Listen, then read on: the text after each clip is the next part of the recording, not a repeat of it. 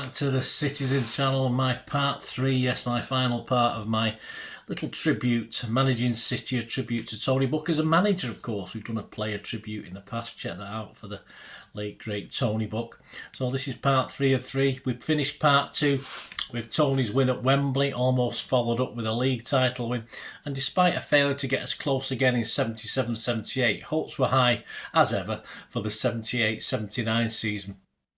But off the pitch, Tony was unaware of some boardroom shenanigans.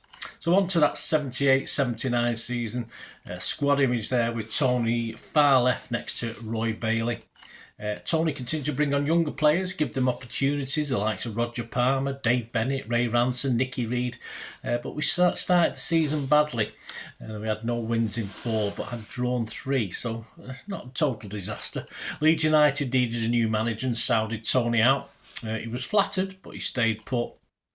To Tony's delight, we got through the first round in Europe. Yes, that was an achievement in itself. The away form again was not great, but Tony believed he could turn things round and was totally unaware of this movement behind the scenes at boardroom level that was planning to derail the Buck-Taylor partnership. Protracted transfer of Polish legend Kaziu Dania was finally completed in early November 1978. Tony made sure he was at the airport to meet Kaziu and his wife and his advisor or manager at the time. Tony carried on and took City through to the last 8 of the UEFA Cup after a 2-legged 5-2 win over Italian giants AC Milan. Despite the success in Europe since October, City's form in the league had been shocking, with Tony admitting that only 3 or 4 of his squad had played to their capabilities. City went from the 15th of October to the 2nd of February without a single league win. In January, the bombshell as Tony was told to sack his number 2, Bill Taylor. It made him sick to the stomach and he offered the board the option of them firing him himself instead, on advice from fellow managers he spoke to at the time. They advised him to stay put and force them to sack him if necessary. He told Bill the position, but was gutted to let him go. For the first time, his thoughts now were of moving away from City, from the club, and then he found out the board's plan to bring in Malcolm Allison to assist him. He knew that wouldn't work for him as manager. Malcolm was eventually going to be the boss anyway, and it was the beginning of the end of his being manager at City. But his loyalty to the club meant he went through the motions of meeting Malcolm. They shook hands and the clock was now ticking. Malcolm wanted to change things quickly with new ideas, and players like Nicky Reid and Creighton were fast-tracked into playing on a regular basis. Tony said later of the City board at that time, "I wish they'd paid me up and sacked me." Tony's programme notes at the time implied he himself had approached and been a big part in bringing Allison back. It's not what Tony wrote in his autobiography though. The average results continued as Tony took a back seat on team tactics and also on the training pitch.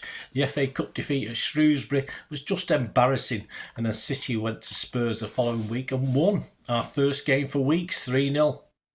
This was tempered just a little or a lot for me and others when losing 3-0 then at Main Road in the derby the following week. Shannon was transfer listed, though like others he'd had enough by then. By the quarter-final of the UEFA Cup with Borussia Mönchengladbach, Tony was upset that his accomplishments of getting to this stage had more or less been forgotten and counted for nothing. We did eventually lose 4-2 to the crack German side. The likes of Barry Siltman came in his stay would be relatively short. A great image of a City's 50s legend Sam Barker has presented Tony with one of his own England caps, an honour that had of course eluded Tony, but Sam remedied that by giving him one of his own. Gary Owen went to be replaced by Steve McKenzie, and Paul Power filled Peter Barnes' shoes, who also went with Owen to West Bromwich Albion. Kidd, Watson and even Hartford, last season's 78-79 City Player of the Year, had all gone during this Malcolm revolution.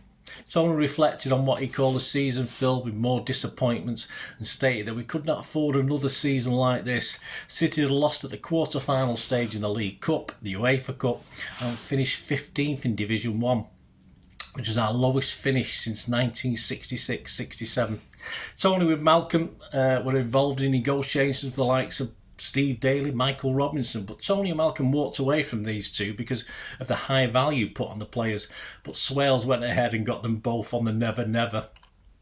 Also in came the legends, sort of. Bobby Shinton, Dragoslav Stepanovic. Why not add Sugru and Stuart Lee as well to that, as we readied ourselves for season 79-80. More new faces despite Swell saying the well had run dry.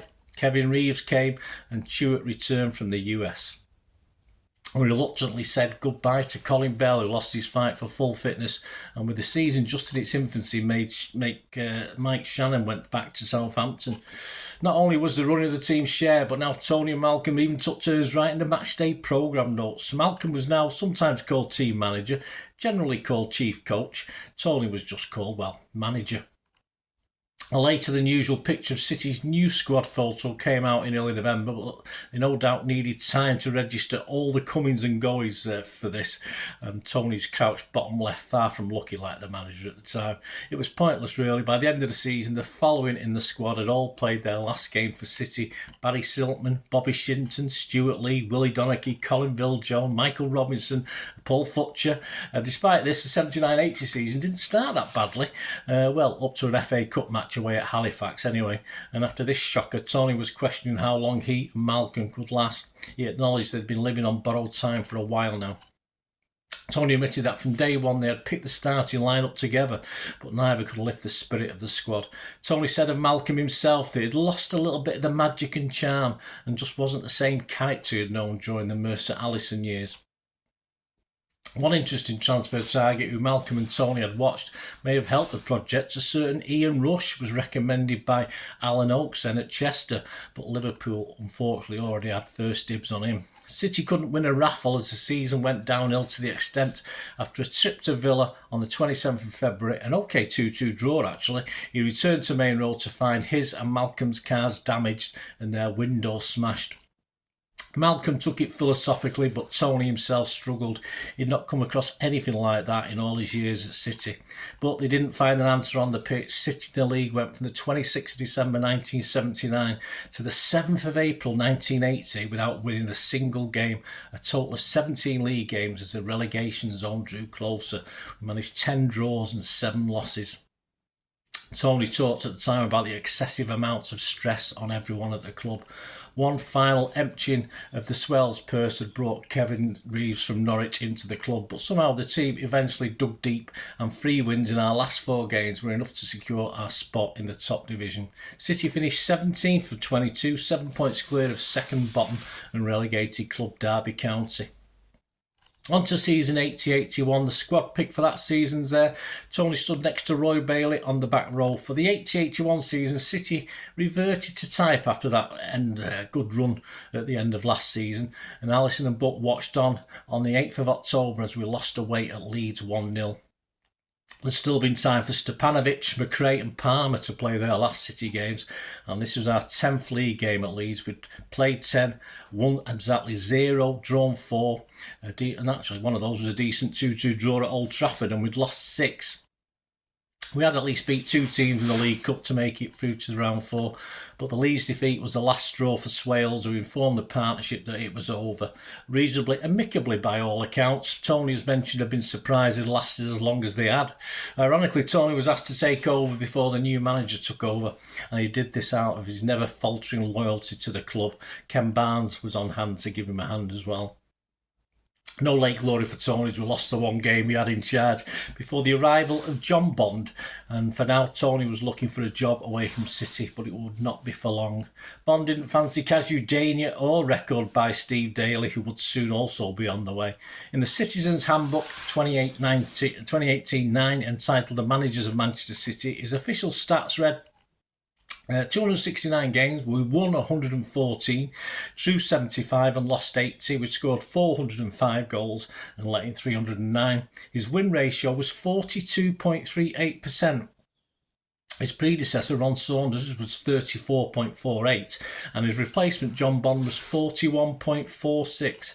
In 1981, he was invited by the new manager, John Bond, to look after the youth development at the club. In 1986, working with another City legend, Glimpardo, they coached a young City side that would win the FA Youth Cup for the first time. He then became a loyal stalwart to the club in several other roles until 1997, including as caretaker manager again in 1993.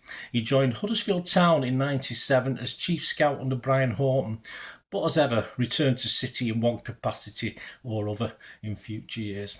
And there you go. Hope you enjoyed this, guys, this 3-part look with my little tribute to Tony Buck managing City.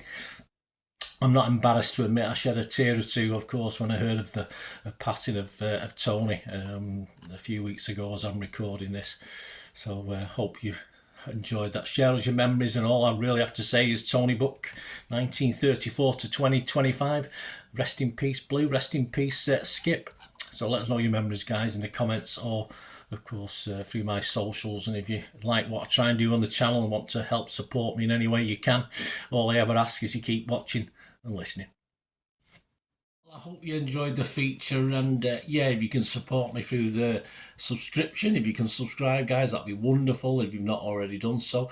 We do actually have memberships at the moment, just 99p a month, so you get access to all my City stuff, including all the history vlogs, dozens and dozens not been published yet that you get immediate access to, and every time I do a edit and do a vlog, you get immediate access to it as well. So you can have a copy of scripts as well if you want any hard copy of the sort of things I do on matches and teams and managers and players, etc, etc. So if you can join the membership, that'd be wonderful. We do fine. And yeah, if you want to support the channel just by watching the ads, that helps. Watch the ads, let them play through while you just have to check your phone or something, let it play out. And of course, if you follow any of the links, that always works as well. If you follow a link to one of the ads and you fancy something, I've done it myself. I've followed a link and actually purchased something from another organisation. But it can happen. It can happen. Not all ads are stuff you're not interested in. And of course, if you can give us a like, guys, that would be absolutely fantastic. All likes are much appreciated. Anyway, thanks for watching. Until the next time, of course, I only ever ask one thing, don't I? Please, I ask you all to stay safe, especially you Blues. Until the next time, come on, City. Bye for now.